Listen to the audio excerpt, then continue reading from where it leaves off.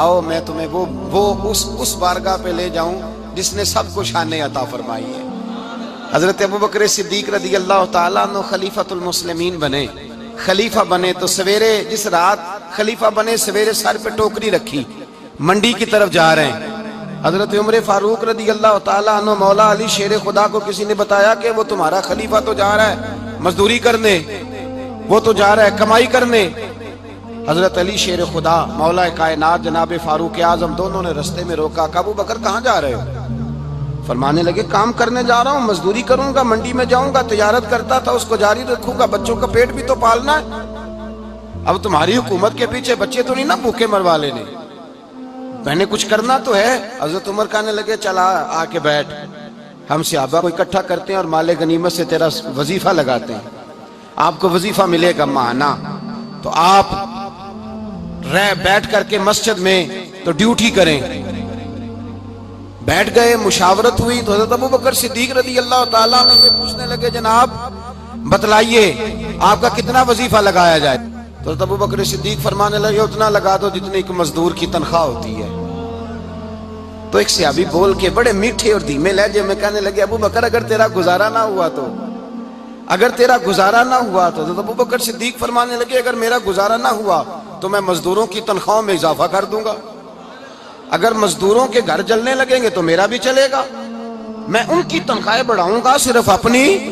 تو مزدور کے حقوق کا تعین کیا۔ سب سے پہلے تو میرے نبی پاک علیہ السلام نے منع فرمایا، فرمایا جس کو مزدوری پر رکھو پہلے اس کے ساتھ اجرت طے کرو۔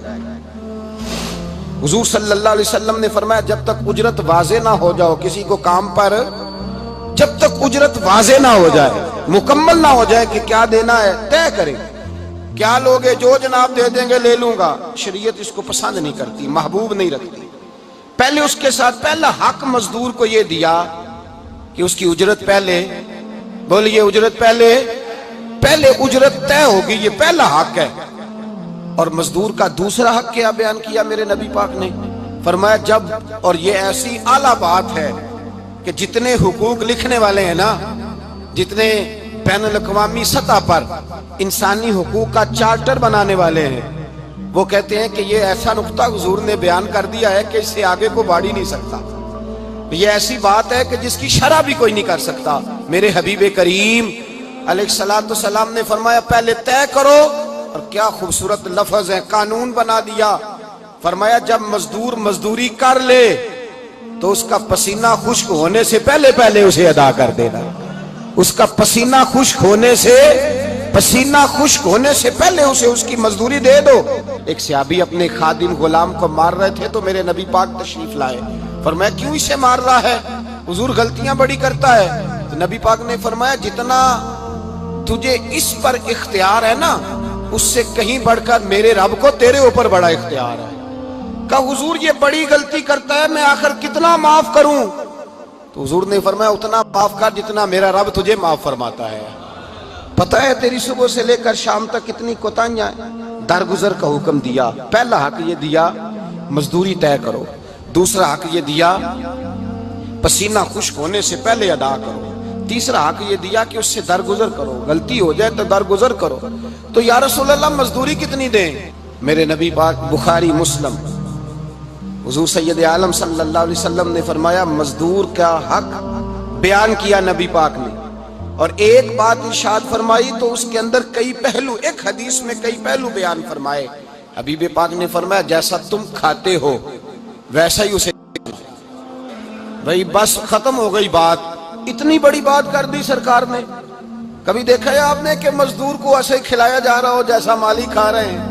حضور نے فرمایا بھئی مزدوروں کا حق یہ ہے کہ جیسا تم نے کھانا ہے ویسا اسے کھلانا ہے، اور فرمایا جیسا تم نے پہننا ہے ویسا اسے پہنانا ہے۔ اور پھر میرے حبیب کریم علیہ السلام نے ارشاد فرمایا اس کی ہمت سے بڑھ کر تم اس پر بوجھ نہیں ڈال سکتے، جتنا کام وہ کر نہیں سکتا اتنا تم اسے دے نہیں سکتے۔ اور فرمایا اگر اتنا کام دینا ہے جو اس کی ہمت سے زیادہ ہے تو میں اس کے مالک کو کہتا ہوں وہ بھی اٹھ کے مزدور کے ساتھ کام پہ لگ جائے، اٹھے اس کے ساتھ کام میں شریک ہو جائے۔ مزدوری کا بھی تعین فرمایا، اور پھر اس کو کام کس مقدار کا دینا ہے، مزدور کو کس قدر زیادہ اس پر بوجھ ڈالا جائے گا، یہ بھی مصطفیٰ کریم نے بیان فرمایا۔ فرمایا جو لا یکلف اللہ نفسا الا وسعها، اللہ بھی تم پر وہ بوجھ نہیں ڈالتا جو تم اٹھا نہیں سکتے، تو کسی مزدور کو تم ایسا کام نہیں بتاؤ گے۔ حضرت عثمان غنی رضی اللہ تعالیٰ عنہ ایک دن حضرت عمر فاروق سے کہنے لگے عمر بس کر دے یار، تیرے بعد بھی تو لوگوں نے خلیفہ بننا ہے، کیسے کوئی تیرے رستے پہ چلے گا؟ تو حضرت عثمان غنی سے جناب عمر کہنے لگے کیا ہو گیا؟ آپ فرمانے لگے کل میں دیکھ رہا تھا کہ لوگ باغ میں مزدوری کر رہے تھے اور آپ امیر المومنین ہو کے ان کا ہاتھ بٹا رہے تھے، ہاتھ بٹا رہے تھے۔ تو حضرت عمر کہنے لگے بوڑھے تھے، بیمار تھے، مزدوری کر رہے تھے تو پسینہ بہہ رہا تھا، کیا ہو گیا اگر تھوڑا سا میں نے ساتھ دے دیا؟ حضرت جناب سیدنا فاروق اعظم یہ لفظ کہتے ہوئے رو پڑے۔ آپ فرمانے لگے میں کسی بادشاہ کا شہزادہ نہیں، میں بھی اسی باپ کا بیٹا ہوں جو اونٹ چرا کے گزارا کیا کرتا تھا۔ میں نے آگے بڑھ کے لوگ حیثیت بھول جاتے ہیں، اپنی حیثیت بھول جاتے ہیں۔ اللہ تبارک و تعالیٰ جب کچھ عطا کرتا ہے ان کا رویہ اپنے ماتحتوں کے ساتھ اتنا سخت اور جابرانہ آمرانہ ہو جاتا ہے، اس قدر زیادہ ان کے لب و لہجے میں کڑواہٹ آ جاتی ہے، اس قدر زیادہ ان کی طبیعتوں کے اندر سختی اور غرور بھر جاتا ہے کہ وہ احساس ہی نہیں کرتے کہ جو سامنے بیٹھا ہے وہ بڑا ایک دکھی انسان ہے اور وہ تکلیف میں ہے، وہ آزمائش میں اپنے آپ کو مبتلا سمجھ رہا ہے۔ حضرت ابو ذر غفاری رضی اللہ تعالیٰ عنہ فرماتے ہیں میں اپنے ماتحتوں کے حق میں بڑا سخت تھا، سخت تھی میری طبیعت، میرے غلاموں کی جرت ہی نہیں تھی کہ وہ میرے سامنے گفتگو کر سکیں اور ٹھہر بھی سکیں۔ فرماتے ہیں جس دن میں کلمہ پڑھنے گیا، جس دن میں حضور کی بارگاہ میں، تو میں نے کہا حضور کوئی خاص نصیحت؟ تو نبی پاک نے فرمایا میری نصیحت تیرے لیے یہ ہے کہ جیسا تو نے کھانا ہے ویسا ہی غلام کو کھلانا ہے، جیسا تو نے پہننا ہے ویسا ہی غلام کو پہنانا ہے۔ حضرت ابو ذر کہتے ہیں جو میرے اندر کمی تھی وہی میرے نبی نے نصیحت کر دی، جو میرے اندر کوتاہی تھی وہی غیب جاننے والے رسول نے بتلا دی۔ فرماتے ہیں میں گھر گیا، جب میں جاتا تھا تو ملازموں کا سانس خشک ہو جاتا تھا، وہ کانپنے ہانپنے لگتے تھے کہ جانے اب یہ کیا کرے گا۔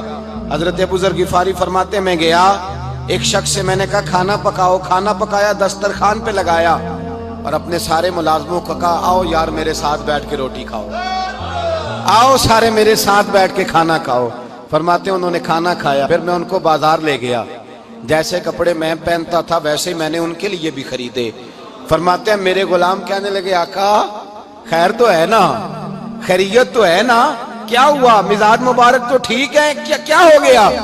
اور یہ جو ہم فضا کو اتنا خوبصورت دیکھ رہے ہیں اور یہ جو ہم اتنی پیاری ریم جھیم برستی دیکھ رہے ہیں یہ جاری رہے گی یا ایک دن کی ہے؟ تو حضرت ابو ذر غفاری رو پڑے، کہنے لگے اب تمہیں ابو ذر غفاری بدلا ہوا ملے گا، اس لیے کہ اب میں وہ نہیں رہا، اب میں رسول اللہ کا کلمہ پڑھ کے غلام مصطفیٰ بن گیا ہوں، اب میں بدل گیا ہوں، میری طبیعت بدل گئی۔